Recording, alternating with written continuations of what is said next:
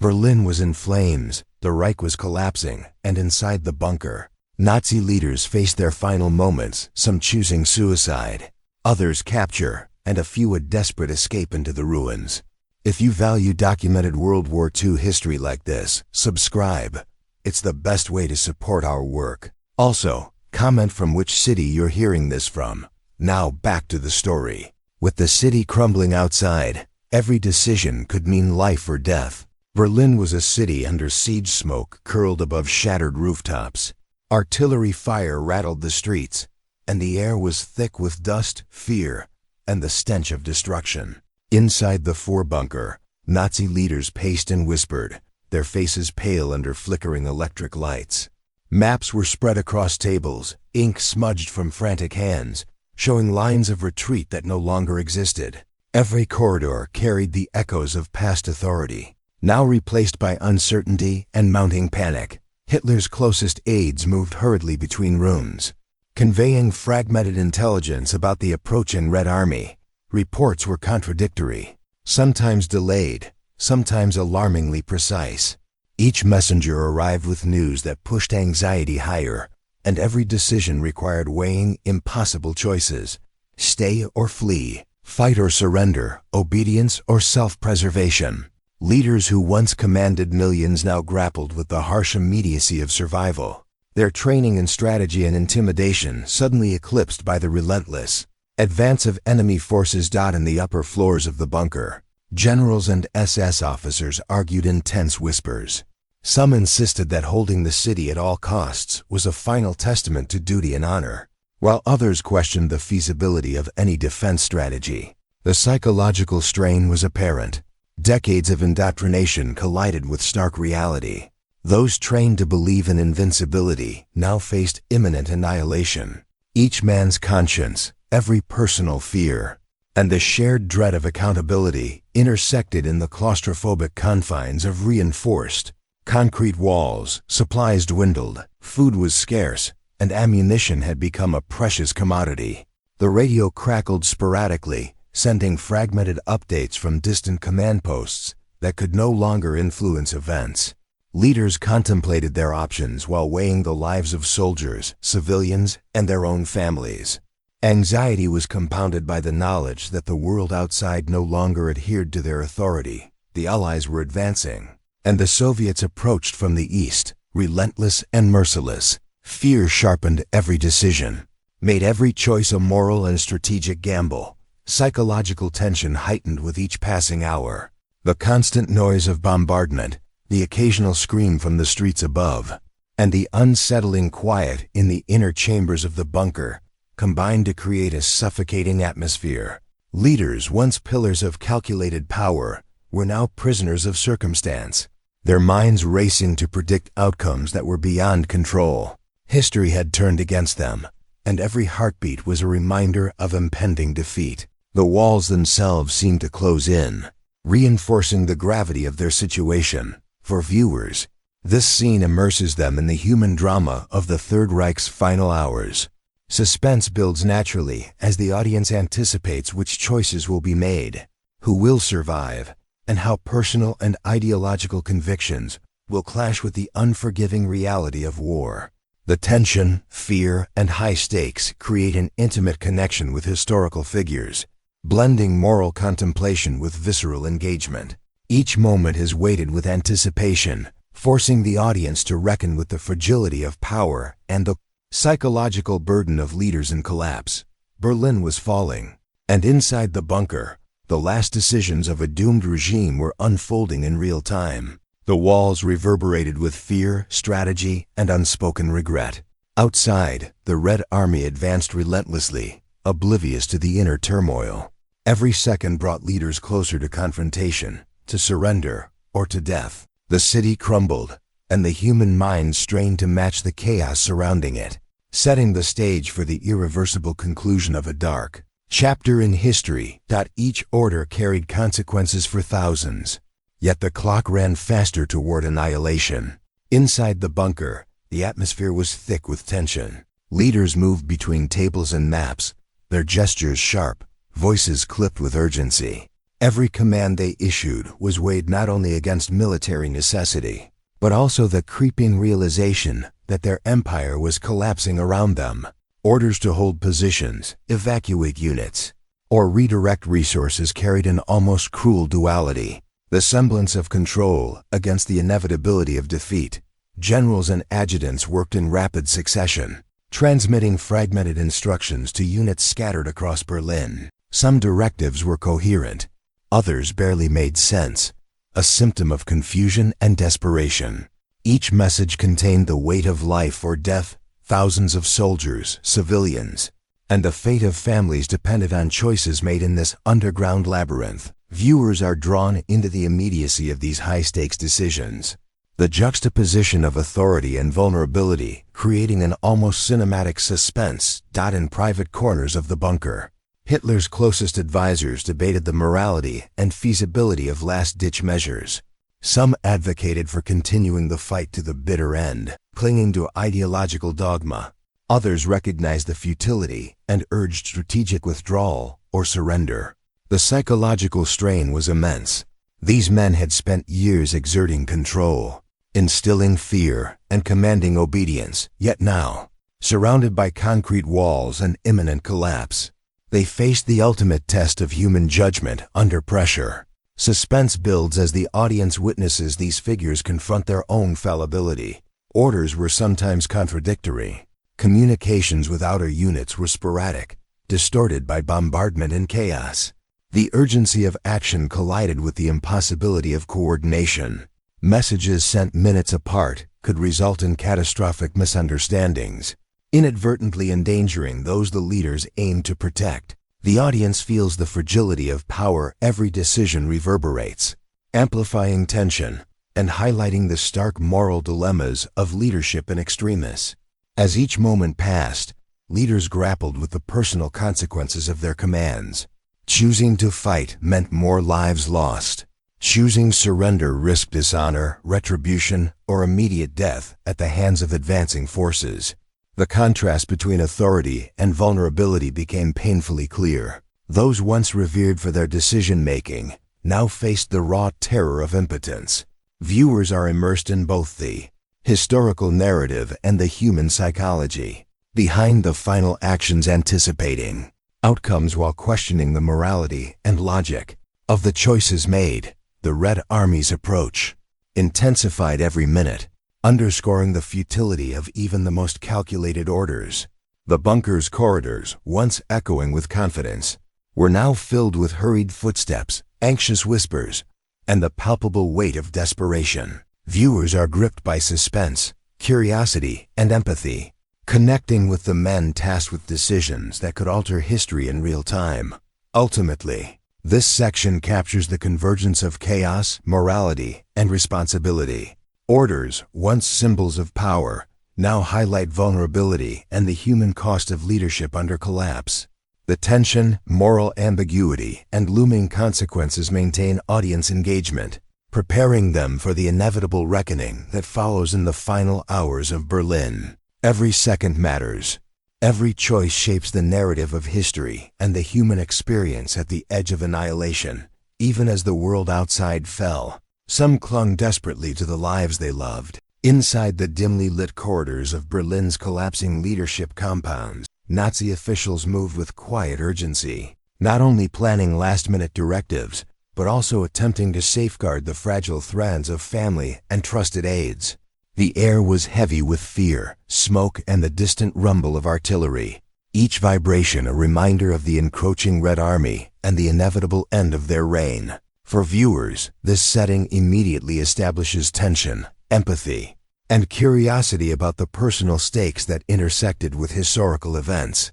Leaders weighed every action carefully. Some prioritized the safety of spouses, children, or siblings, issuing instructions to aides for the hurried relocation or concealment of family members.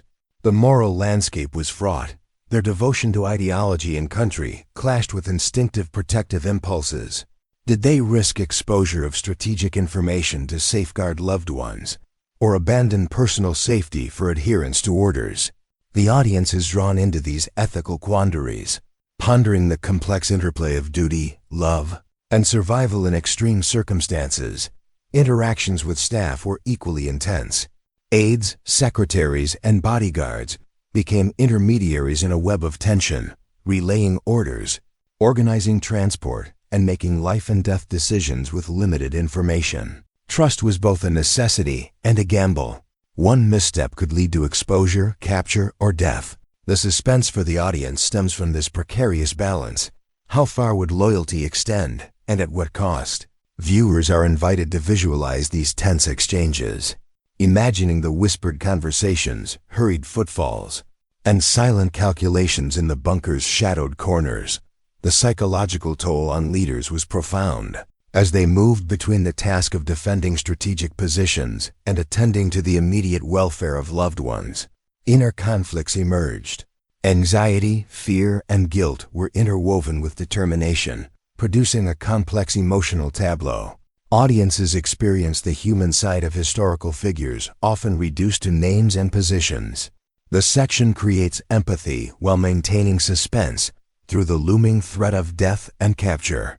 Each decision carried profound consequences, amplifying tension and engagement. Amid chaos, small acts of protection offered fleeting hope. One aide might hide a child beneath rubble. Another might negotiate passage through collapsing streets. And leaders sometimes concealed valuables or sensitive documents that, if found, could endanger their family. These seemingly minor decisions acquire monumental weight in context, emphasizing the human struggle for survival and care amid systemic collapse. Suspense builds as viewers contemplate the fragility of life and the moral calculus required in these final hours. Ultimately, this section illustrates the collision of personal loyalty, ethical compromise, and historical catastrophe. The juxtaposition of intimate concern against the backdrop of Berlin's destruction creates emotional resonance and moral tension. Audiences are left reflecting on what choices they might make under similar pressures, while curiosity about outcomes is sustained. Each moment in these final hours reinforces the complexity of human behavior in extremis, providing immersive engagement that blends history, psychology, and suspense. Truths emerged in whispers, and loyalty faltered under the weight of impending defeat. As Berlin's last hours drew near, the bunker corridors became a crucible of tension, where ideology, fear, and self-preservation collided. Nazi leaders confronted the reality of collapse, not just the disintegration of the Reich, but also the moral and psychological strain within their inner circles. Viewers are immediately drawn into the emotional pressure, curious about human behavior when loyalty is tested against impending doom. Conversations between leaders and their aides often oscillated between strategic planning and confessional outpourings. Some officers admitted doubts, acknowledged failures, or revealed regrets in hushed tones, seeking reassurance or understanding. The audience experiences suspense and moral complexity as these private moments peel back layers of ideology to expose vulnerability. Humanizing figures often remembered solely for power and cruelty. Every whispered admission becomes a window into psychological unraveling, amplifying curiosity about how individuals reconcile ideology with reality. Ideological justifications frequently clashed with emerging fears. Leaders attempted to rationalize past actions, citing duty, obedience, or historical inevitability, while aides and confidants silently or openly challenged these rationalizations. This tension highlights cracks in loyalty, forcing viewers to witness the erosion of rigid hierarchies. The audience becomes a silent observer of trust and betrayal, intrigued by the interplay of fear, guilt, and self-interest in extreme circumstances. Stress responses manifested in subtle yet dramatic ways. Pacing, abrupt commands, hushed arguments, or long silences filled with unspoken tension. These micro-behaviors offered glimpses into internal struggle, creating suspense that mirrors real-time anxiety for the viewer. Every pause, glance, or trembling hand becomes a storytelling device, immersing audiences in the psychological atmosphere of the bunker. Emotional engagement deepens as viewers connect empathy with anticipation, wondering which confessions will emerge, which loyalties will hold, and which relationships will fracture under pressure. Confession sometimes included admissions of complicity, concealed knowledge of atrocities, or acknowledgement of fears for personal survival. Each disclosure carried ethical weight, presenting audiences with moral dilemmas and prompting reflection. Could human conscience persist under absolute authority? The interplay between confession and silence fuels curiosity, compelling viewers to anticipate the ripple effects of revealed truths on decisions, trust, and behavior within the bunker. The section culminates in a palpable sense of psychological unraveling. The combination of ideological collapse, imminent defeat, and interpersonal conflict demonstrates the human cost of fanaticism and the fragility of loyalty when confronted with reality. Viewers are left engaged, emotionally stirred, and intellectually stimulated as they process both the historical consequences and the universal truths about fear, morality, and interpersonal dynamics under extreme stress. Ultimately, Conflict and Confession highlights the moral and psychological pressure on individuals who once wielded authority without accountability. Suspense, ethical tension, and historical immersion merge, ensuring that the audience remains captivated while reflecting on the complex interplay between ideology, conscience, and human behavior at the edge of catastrophe. The walls closed in, and every choice echoed with finality. Berlin was a city in ruins, smoke curling from bombed-out buildings, the distant rumble of artillery shaking the shattered streets. Within the subterranean corridors of the Vorbunker, Nazi leaders faced the culmination of their decisions and the collapse of everything they had built. Fear, desperation, and the weight of historical consequence filled every corner. For viewers, suspense is immediate. They witness individuals confronting both personal mortality and the broader failure of a regime. Leaders moved with calculated urgency, issuing last orders, coordinating what remained of their forces, or attempting to secure escape routes. Some reflected on their role in shaping history, a stark contrast to the chaos around them. The audience becomes privy to the internal struggle between rational thought and the paralyzing realization of imminent defeat. Each decision, whether to flee, surrender, or cling to ideology, carries immense moral and physical stakes, drawing viewers into the tension of final moments. Fear and desperation manifested in tangible ways. Shouts echoed down narrow hallways. Hurried footsteps and whispered commands punctuated the oppressive atmosphere. Leaders argued over priorities, debated risk, and struggled to maintain composure. Every glance toward an exit, every cautious step through rubble-laden passages, heightened suspense. Viewers are immersed in a scenario where historical knowledge amplifies tension. They know what awaits outside, yet they experience the immediacy and uncertainty of those final minutes.